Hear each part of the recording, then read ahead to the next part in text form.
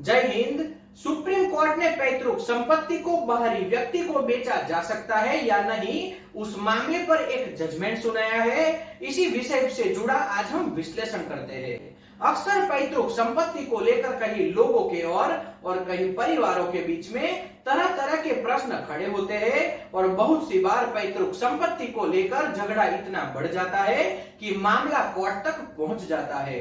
इसी तरह का एक मामला पैतृक संपत्ति को किसी बाहरी व्यक्ति को बेच दिया गया और इससे नाराज परिवार के एक व्यक्ति ने कोर्ट में गुहार लगाई, यानी कि यह मामला कोर्ट में चला गया और सुप्रीम कोर्ट के न्यायमूर्ति यूयू ललित और एमआर शाह की पीठ ने अपना निर्णय लेते हुए अपना जजमेंट सुनाया। उसी विषय में अब हम विश्लेषण करते हैं। दरअसल मामला हिमाचल प्रदेश से जुड़ा है। एक परिवार में पिता, माता और दो बेटे होते हैं। एक दिन परिवार में माता की मृत्यु हो जाती है, फिर खुशहाल परिवार एक साथ रहता है और अपना जीवन खूब अच्छे तरीके से जीना शुरू कर देता है। लेकिन उसके थोड़े वर्षों बाद पिता की मृत्यु हो जाती है और इसी बीच मृत्यु के चलते पैतृक संपत्ति में दोनों भाई को अपना अपना हिस्सा बांट दिया जाता है, यानी कि दोनों भाई अपना हिस्सा बांट लेते हैं। लेकिन बड़े भाई को पैसे की जरूरत होती है, उसी वजह से अपनी पैतृक संपत्ति, उसे जो अपना हिस्सा मिला था, उसे वह दूसरे बाहरी व्यक्ति को बेच देता है और यही मामला कोर्ट तक पहुंच जाता है। क्योंकि छोटे भाई को बड़े भाई ने जिस तरीके से पैतृक संपत्ति को बाहरी किसी व्यक्ति को बेच दिया, वह बिल्कुल अच्छा नहीं लगा और इसी बात को लेकर झगड़ा इतना बड़ा कि यह मामला कोर्ट तक पहुंच गया। फिर कोर्ट में इस केस की सुनवाई बहुत लंबे टाइम तक चली और सुप्रीम कोर्ट तक यह केस चला गया और सुप्रीम कोर्ट की खंडपीठ के द्वारा इसके ऊपर पूरी सुनवाई चलाने के बाद अपना निर्णय जजमेंट के रूप में दिया गया। अब जजमेंट क्या दिया वह समझते हैं।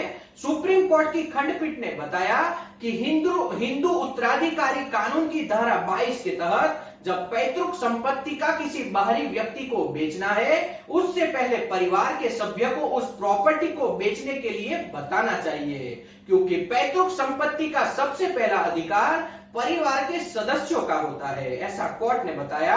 और इस केस में बड़े भाई ने पैतृक संपत्ति किसी बाहरी व्यक्ति को बेचने से पहले अपने छोटे भाई को नहीं पूछा था और इसी वजह से सुप्रीम कोर्ट की खंडपीठ ने बड़े भाई को गलत ठहराया और सुप्रीम कोर्ट के कहे अनुसार ट्रायल कोर्ट ने छोटे भाई के पक्ष में इस केस में अपना फैसला सुनाया।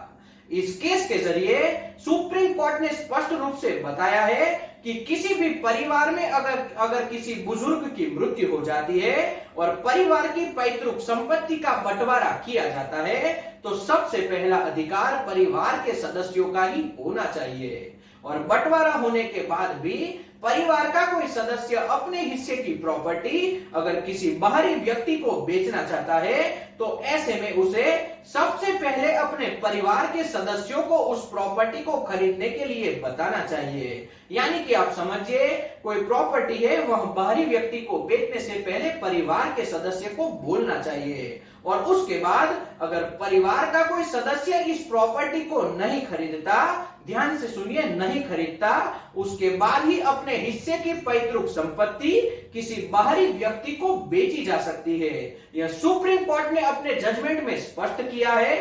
तो आगे से अगर पैतृक संपत्ति किसी बाहरी व्यक्ति को आप बेचना चाहते हो, तो आप जरूर एक बार सोचें और इस जजमेंट के विषय में एक बार आप समझें, उसके बाद ही अपना निर्णय करें, ताकि आने वाले दिनों में ऐसा न हो कि आपका मामला भी कोर्ट तक पहुंच जाए। तो आज का विश्लेषण यहीं तक। अगर यह विश्लेषण आपको पसंद आया हो तो वीडियो को लाइक और शेयर कीजिए, चैनल को सब्सक्राइब कीजिए और बेल बटन को दबाना बिल्कुल न भूले, ताकि आने वाले वीडियो का नोटिफिकेशन आपको तुरंत मिल सके।